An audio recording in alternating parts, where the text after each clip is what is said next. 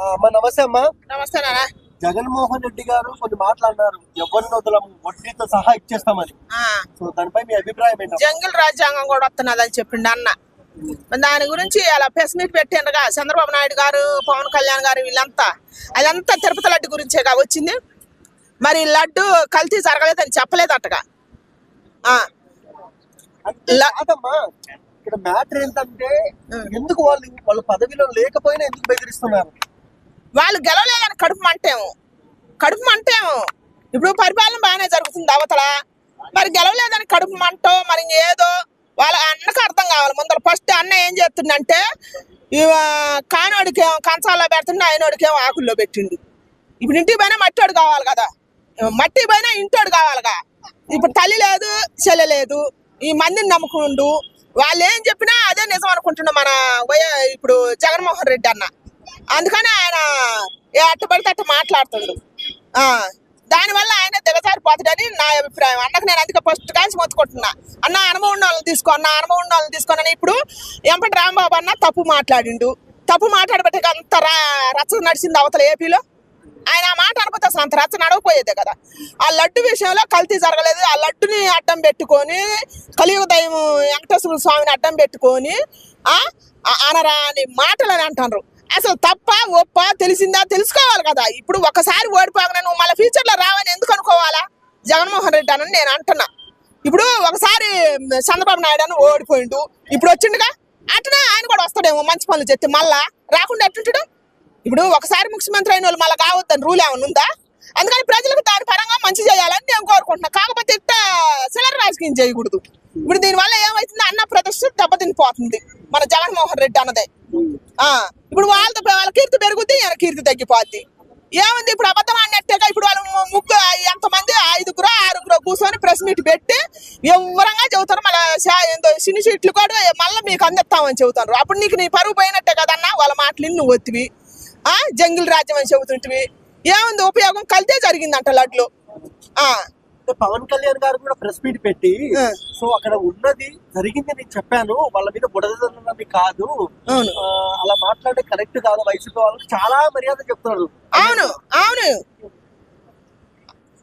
అది దీనికి చాలా మర్యాదగా చెబుతున్నట్టు అదే రాజకీయం వాళ్ళకి జగన్మోహన్ రెడ్డి అనకుండా తేడా. వీళ్ళ కార్యకర్తలకి వాళ్ళకున్నది వీళ్ళకున్నది అదే తేడా. అన్న గ్రహించాలని నేను కోరుకుంటున్నా. వాళ్ళ నాన్నగారు ఎంత తెలివి చేస్తే ఆయన 9 ఏళ్ళు ముఖ్యమంత్రిగా పరిపాలన చేసిండు. ఆయన పేరు ఇప్పుడు కూడా ఊళ్ళలో మారుమోగుతూనే ఉంది, వైఎస్ రాజశేఖర రెడ్డి గారు అని. అంటే మరి అంత పేరు ఈయనకు కూడా రావాలంటే ఓపిక ఉండాలా. ప్రతి వాళ్ళు ఏది చెప్పినా నమ్మొద్దు. ఆయన చుట్టూ 10 మందినే నమ్మొద్దు. 90 మందిని చూసుకోన్నా అని నేను చెబుతున్నా. ఫస్ట్ కానీ చెబుతున్నా మన జగన్మోహన్ రెడ్డి అన్నకి. వీళ్ళు ఏం చేస్తారంటే కొంతమంది వాళ్ళ అధికారం కోసం వాళ్ళు మరి అసలు దేనికి ఆశపడి ఇట్లా తెగబడి జగన్మోహన్ రెడ్డి అన్నని బస్ట్ పట్టిస్తారో నాకు అర్థం కావట్లేదు. కాదమ్మా, టీడీపీ వాళ్ళు ఏదైనా చిన్న తప్పు చేసినా పవన్ కళ్యాణ్, వైసీపీ వాళ్ళు ఏమైనా తప్పు చేసినా మీ పవన్ కళ్యాణ్ చేశారు కదా. ఎవరు ఏం చేసినా కళ్యాణ్ గారి మీదకి వస్తుంది. సో ఎందుకంటారు అలా? అదే చోట్ల ఎందుకంటే ఆయన పవర్ ఎక్కువ పెరిగిందిగా, ఆయనకు మంచి ఎక్కువ వచ్చింది, ఆయన ఫాలోయింగ్ ఎక్కువ వచ్చింది. అసలు రాజకీయ టీడీపీ వాళ్ళు గెలిచిందే జనసేన వల్ల అని టాక్ ఒకటి వెళ్ళింది. అందుకని అసలు ఫస్ట్ ఏనే ఎత్తే కానీ సరిపోద్దని ఆయన అనుకుంటుండట్టుంది. ఆయన అదే అనుకుంటాడు. బండ్ల గణేష్ గారు ఒక ఇంటర్వ్యూలో ఒక మాట చెప్పారు, నన్ను వేరే వాళ్ళు పిలిచారు, నాకు ఎమ్మెల్సీ ఇస్తాన్నారు, కానీ ఒక రూల్ పెట్టారు, అదేంటంటే రోజు ప్రెస్ మీట్ పెట్టి పవన్ కళ్యాణ్ తిట్టాలి అని. ఆయన అంటే నేను చచ్చిపోయినా నేను ఆయన తిట్టానని బండ్ల గణేష్ గారు అన్నారు. సో అంటే కళ్యాణ్ గారు తిట్టడానికే పదవులు ఇస్తున్నారా? ఇస్తారేమో నిజంగానే. మరి ఏంది రోజక్క ఎందుకు తిడుతుంది? అవుతున్నా ఇప్పుడు రోజక్క తిడుతుంది, శ్యామలక్క వచ్చింది, ఏమో తిడుతూనేముంది. అసలు ఆ పార్టీలో పదవిలో ఉన్న ఎమ్మెల్యేలు మంత్రులు పదవి పోయినా కూడా అట్లా నోటికి వచ్చినట్టు మాట్లాడుతున్నారు. అంటే మరి డబ్బు కోసమా? ఇప్పుడు అన్న పార్టీలో ఉన్నప్పుడు అన్న కీర్తి పెంచాలి. అన్న ఇప్పుడు ఓడిపోయినందుకు మళ్ళీ నెక్స్ట్ మన అన్న రావాలనుకున్నప్పుడు మంచి పనులు చేయాలి. ఇప్పుడు ఎవరైనా వరుసన వచ్చి ఏ ముఖ్యమంత్రి గెలవలేదు, అందరూ ఓడిపోయి మళ్ళీ గెలిచిన వాళ్ళే. మళ్ళీ రానని ఎందుకు అనుకోవాలని నేను అంటున్నా జగన్మోహన్ రెడ్డి అన్నని. మళ్ళీ రావని అనుకోవద్దన్నా. నువ్వు చేసే మంచి పనుల వల్ల నువ్వు వస్తావు. మళ్ళా ఇలాంటి మాటలు మాట్లాడితే వస్తారమ్మా సీఎం గా? ఎట్టా మరి ప్రజలు అందరూ చూస్తూనే ఉన్నారు కదా. అందుకని దయచేసి అన్న నువ్వు దయచేసి మారన్నా. మళ్ళా అమ్మని చెల్లిని తీసుకొచ్చుకో. మంది మాటలని మారమనం పోతే ఇల్లు దారి పిల్లవ దారి అయిద్దన్నా జగన్మోహన్ రెడ్డి అన్న. దయచేసి నువ్వు మళ్ళీ వస్తావు. నేను ఖచ్చితంగా చెబుతున్నా, నువ్వు మంచిని పరిపాలన చేయి, అంతే. మంచిని ఎంకరేజ్మెంట్ చేయి, ప్రజలలోకి వెళ్ళిపో. నాన్నగారు వచ్చినట్టు నువ్వు వస్తావని నేను 100 సార్లు చెబుతున్నా. కన్న తల్లిని సొంత చెల్లిని పక్కన పెట్టిన వ్యక్తికి ప్రజల్ని ఏం పట్టించుకుంటాడు, ప్రజా బాధలు ఏం తెలుస్తాయి అంటున్నారు. మీరేమంటారు దానికా నేను సామాన్యురాలుగా ఒక మాట చెబుతా. ఇప్పుడు ఆయన ముఖ్యమంత్రి కాబట్టి ఆయన అంటారు, మన సామాన్య ప్రజల్లో లేదా? ఉందిగా, అందరికి ఉంది కదా. ఆయన ముఖ్యమంత్రి కాబట్టి రాష్ట్రాన్ని ఏలుతుండు కాబట్టి ఆయన ఏలెత్తి చూపిస్తారు. ఎవరినైనా తప్పులు ఉంటే ఏలెత్తి చూపిస్తారు, పెద్ద పదవిలో ఉంటే. సామాన్య ప్రజలుగా మనకు కూడా ఉంది కదా. అందుకని దాన్ని పర్సనల్ విషయం అది. ఎవరిదైనా సరే, ఏ నాయకుడిదైనా పర్సనల్ తీసుకురావద్దు. దయచేసి నేను కోరుకుంటున్నా, ఎవరైనా సరే పర్సనల్ తీసుకురావద్దు. మనం కాకపోతే రాజకీయంగా ప్రజలకు చేయడానికి వచ్చిన నాయకుడు ఒకసారి ఓడిపోయినంత మాత్రాన్ని జీవితాంతం ఓడిపోతాడని రూల్ లేదు. ఒకసారి కింద పడవచ్చు, ఒకసారి పైకి లేవచ్చు. అందుకని రాజకీయం అంటేనే అట్టుంటది కాబట్టి నెక్స్ట్ టైం మనం ప్రజలకు ఏం చేయాలని ముందుకు రావాలా, అదే నేను కోరుకుంటున్నా. జగన్ గారు అన్నారు వాళ్ళు సీఎం అయితే వదలము అన్నట్టు మాట్లాడారు. అవునండి, దానికి ఏమంటారు మీరు? అసలు ఆయన సీఎం అయితే కదా వదలడానికి, ఆయనకి అవకాశమే లేదు కదా, మేము వడ్డీతో సహా చెల్లించుకుంటాం అన్నారు. అసలంటూ ఉంటే కదా వడ్డీ అనేది వచ్చేది. అసలు వీళ్ళకి అటువంటి అవకాశం ఇంకా నెక్స్ట్ ఇచ్చే పవన్ కళ్యాణ్ సింహ స్వప్నం. పవన్ కళ్యాణ్ ఉన్నంత వరకు జగన్మోహన్ రెడ్డి కానీ వైసీపీ గవర్నమెంట్ కానీ రాదు. ఎందుకు రాదంటే పవన్ కళ్యాణ్ చేసే అభివృద్ధి పనులు అలాంటివి.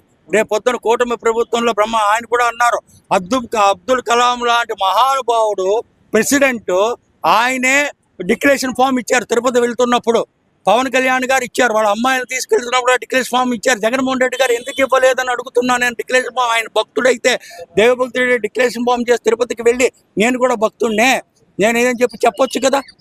అబ్దుల్ కలాం లాంటి మహానుభావుడే డిక్లరేషన్ ఫామ్ ఇచ్చి తిరుపతి కొండలో స్వామివారిని దర్శించుకున్నప్పుడు ఈ పవన్ కళ్యాణ్ ఈయన జగన్మోహన్ రెడ్డి గారు ఇవ్వలేదు. దీన్ని బట్టి మన ప్రజలందరూ అర్థం చేసుకోరా ఎటువంటిదో అని చెప్పి కల్తీ లడ్డూలు చేసి ఇవన్నీ ప్రేమ అందరికీ తెలుసున్న విషయమే ఇది. దీన్ని ఏంటంటే ఇంకా ఇది చేసి వీళ్ళు ఇంకా కప్పిపుచ్చుకుని ఏదో సాగ్గా ఏంటంటే అందరూ సింపతి పొందాలని చూస్తున్నారు.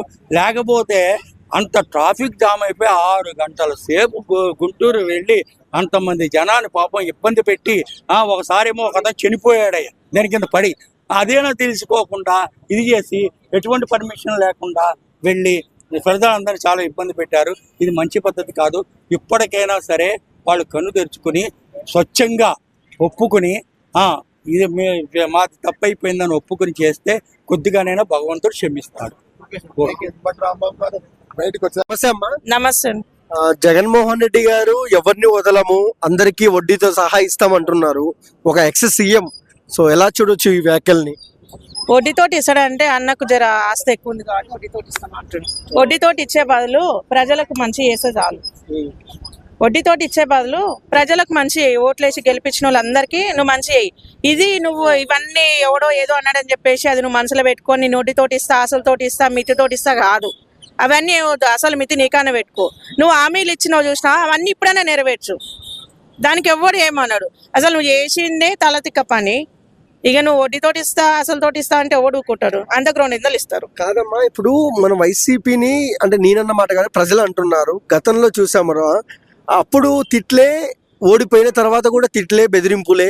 సో ఎందుకంటే అంటే ఒక ప్రజా నాయకులే అలా ఉంటే అక్కడ ఉన్న కిందున్న వాళ్ళ కార్యకర్తలు కానీ వాళ్ళు ఎలా బిహేవ్ చేస్తారు?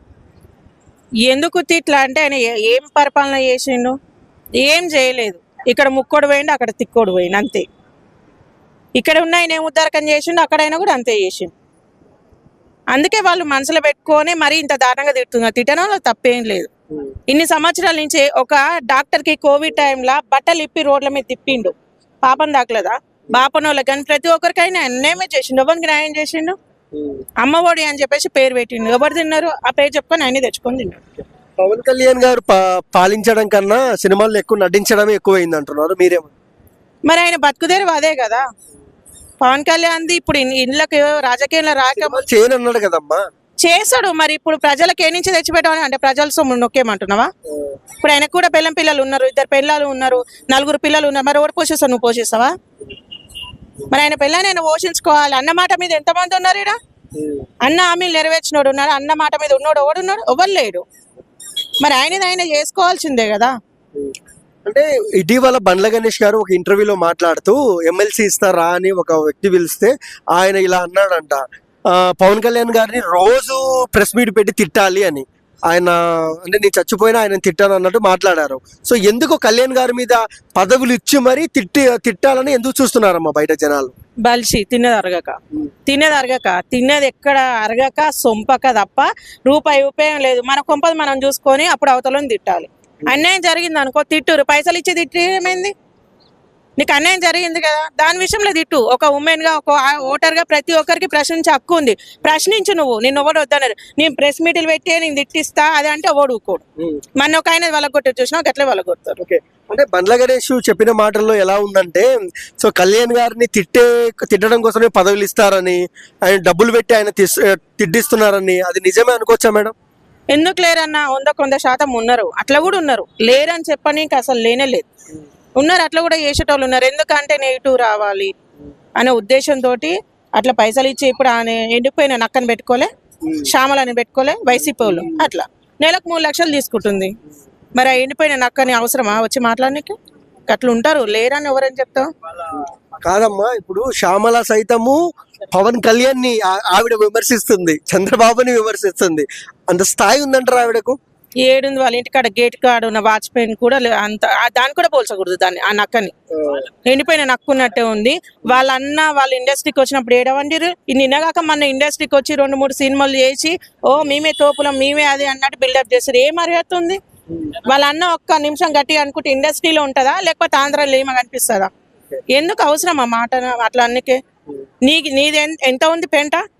అమెరికా జోల్ అంటే ఇప్పటి వరకు అట్లే అయిపోయింది. రూల్ నెంబర్ 4లోనో 5లోనో ఏమో చేసిన ఉంటుంది. అంటే చెప్పు ఫస్ట్ నీది నువ్వు ముందుగా అడుక్కో. ముందే ఆయన డిప్యూటీ సీఎం, వాళ్ళన్న ఒక హీరో. సార్ నమస్తే సార్. జగన్ గారు ఎవరిని వదలము, వడ్డీతో సహా ఇస్తాము అన్నారు. సో ఆ కామెంట్స్ కరెక్టేనా? జగన్ రెడ్డి గారు ఇవన్నీ మర్చిపోండి ప్లీజ్. ఎందుకంటే ఇక వడ్డీలు లేవు, అసలు లేవు, ఏం లేవు, అయిపోయింది మీ పని. చేసేయేమో తప్పుడు పనులు, ఈ వడ్డీలు. అంబటి రాంబాబుని మాత్రం టైగర్ చేసావు, మళ్ళీ కాపు టైగర్ ఎందుకు? రెడ్డి టైగర్ అంబటి రాంబాబు, ఓకేనా? ఏంటి మీరు నిన్న 10:30కి బయలుదేరారు, జనం పోగు చేసుకునే పాటికి 4 అయింది. ఇది కరెక్ట్ కాదు, అర్థమైందా? ఒక రాష్ట్ర ముఖ్యమంత్రిని పచ్చి బూతులు తిడితే ఇప్పుడు ఆయన వెనకేసుకుని వచ్చేసావు నువ్వు తెల్లారే. ఏంటి నువ్వు జన సమీకరణ చేయడానికి నీకు సాయంత్రం పట్టింది. అన్నీ తెలిసిపోతుంది ఇప్పుడు ప్రజలకి. కూటమి ప్రభుత్వం కష్టపడుతుంది, పనులు చేస్తుంది, ఓకేనా? కులాల మధ్యన కులం ఎందుకు తీసుకొస్తున్నావు నువ్వు? నీ పార్టీ ప్రధాన కార్యదర్శి అంబటి రాంబాబు, దాని గురించి మాట్లాడు.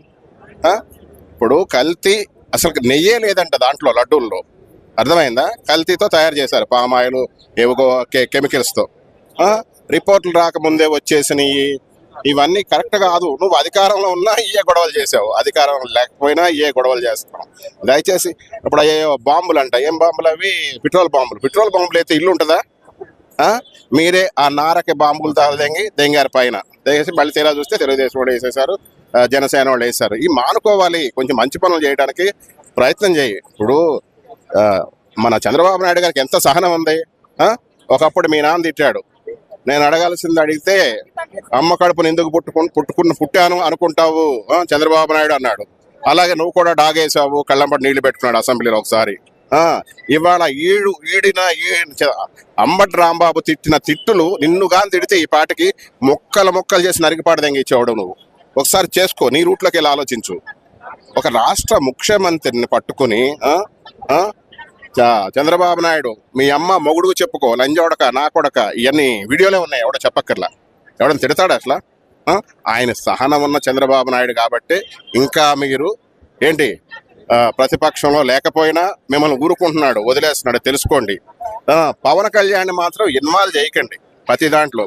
పవన్ కళ్యాణ్ వల్ల ఇవాళ మీకు ఈ పరిస్థితులు వచ్చినాయి, అవి తెలుసుకోండి. కాపుల్ని టార్గెట్ చేయకండి. కాపులు తలుచుకుంటే మీరు ఎక్కడో ఉంటారు, అర్థమైందా?